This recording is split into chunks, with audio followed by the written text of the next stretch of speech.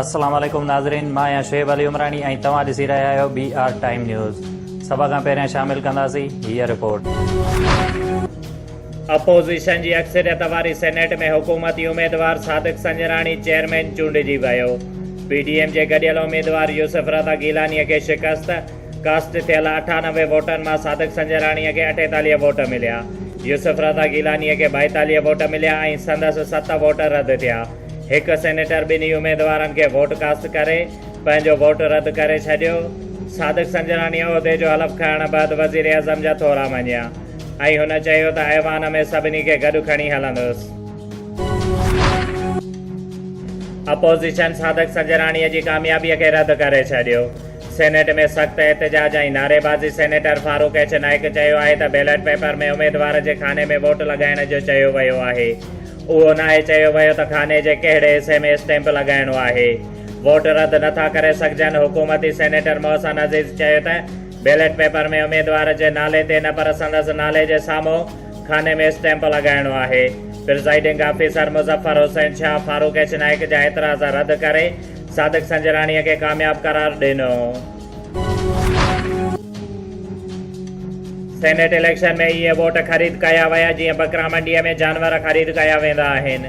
इंसाफ़ जे निज़ाम बि नोटिस न वरितो। वज़ीर आज़म इमरान ख़ान जो बयान। वफ़ाक़ी वज़ीर शिबली फराज़ चयो आहे त अॼु सेनेट में वोट न पर PDM रद्द ऐं दफ़न थी वियो आहे। नून लीग पीपुल्स पार्टीअ जे पुठीअ में छुरो हयो। PDM सेनेट चेयरमैन जी चूंड जा नतीजा क़बूल करण खां इनकार करे छॾियो। राजा परवेज़ अशरफ चयो आहे त यूसुफ रज़ा गीलानीअ खे हाराइण वारो अमल मुज़म्मत जोॻो आहे। हुकूमती धांधलीअ ख़िलाफ़ अदालत वेंदासीं। अहसन इक़बाल चयो त PDM जो को बि सेनेटर न विकामियो आहे न झुकियो आहे। देर या सवेर यूसुफ रज़ा गीलानीअ खे कामयाबी मुबारक हुजे। नून लीग जी मरियम नवाज़ जो ट्वीट। अहसन इक़बाल चयो आहे त 49 वोट खणंदड़ यूसुफ रज़ा गीलानी हाराए वियो। 48 वोट खणंदड़ खे कामयाब करार ॾिनो वियो। तलाल चौधरीअ चयो आहे त बिलावल साहब खे हाणे न्यूट्रल जी ख़बर पइजी वई हूंदी।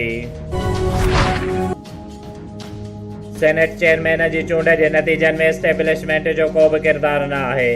प्रिज़ाइडिंग ऑफिसर हुकूमती इताद जो हिसो न आहे। सेनेट चेयरमैन लाइ हुकूमती उम्मीदवार यूसुफ रज़ा गीलानीअ चयो आहे त चूंड नतीजनि खे चैलेंज करण लाइ कानूनी माहिरनि सां मुशावरत जारी आहे। सेनेट ऐवान में 48 वोट खणी चेयरमैन थियल सादिक संजरानीअ जी डिप्टी चेयरमैन ऐं हुकूमती उम्मीदवार मिर्ज़ा मोहम्मद आफ़रीदी 54 वोट खणी कामयाबी माणी। अपोज़िशन जे गॾियल उम्मीदवार मौलाना अब्दुल गफ़ूर हैदरीअ खे 44 वोट मिलिया। सेनेट चेयरमैन ऐं डिप्टी चेयरमैन जे चूंड खां अॻु पोलिंग बूथ में कुझु कैमराऊं ऐं डिवाइसिस लॻाइण जो इंकशाफ। अपोज़िशन तस्वीरूं ऐं वीडियोज़ जारी करे छॾियूं। नून लीग जे मुसद्दिक़ मलक ऐं पीपुल्स पार्टीअ जे मुस्तफ़ा नवाज़ खोखर चयो आहे त सादिक संजरानी सुबुह 5 वॻे सेनेट जी इमारत मां ॿाहिरि निकितो हुयो। अहिड़ी हरकत खां पोइ हू अहल नाहे रहियो। पोलिंग बूथ में कैमराऊं लॻाइण आईन ऐं सुप्रीम कोर्ट जे फ़ैसिले जी भञ कढी आहे। इलेक्शन कमीशन ज़िम्मेवारनि खे वाउको कयो वञे। सेनेट इलेक्शन जे presiding officer senator Syed Muzaffar Hussain Shah polling booth में कैमराऊं लॻाइण वारे मामले जी जांच लाइ कमेटी जोड़े छॾी। कमेटी हुकूमत ऐं मुख़ालिफ़ धुर जे 3 मेंबर्स ते ॿधल हूंदी। कमेटी पंहिंजे कन्वीनर पाण मुक़ररु कंदी। मेंबर्स खे क़ाइदे ऐवान ऐं मुख़ालिफ़ धुर जो अॻुवाण नामज़द कंदा ऐं सिंध जे राजधानी कराचीअ लाइ नेपरा बिजली वधीक महांगी करण जी मंज़ूरी ॾेई छॾी। के इलेक्ट्रिक जा वाइपेदार फ़ी यूनिट ते ₹3.35 वधीक अदा कंदा। नेपरा हतमी मंज़ूरीअ लाइ समरी वज़ीर आज़म ॾांहुं मोकिले छॾी। सकरन मुख़्तलिफ़ मुक़ाबलनि में पोज़ीशन होल्डर तालिब इल्मनि में अलख़िदमत फाउंडेशन जे तरफ़ खां एवार्ड व सनाद तक़सीम करण जी तक़रीब। सदर national press club principal degree college व सदर अलख़िदमत जो ख़िताब।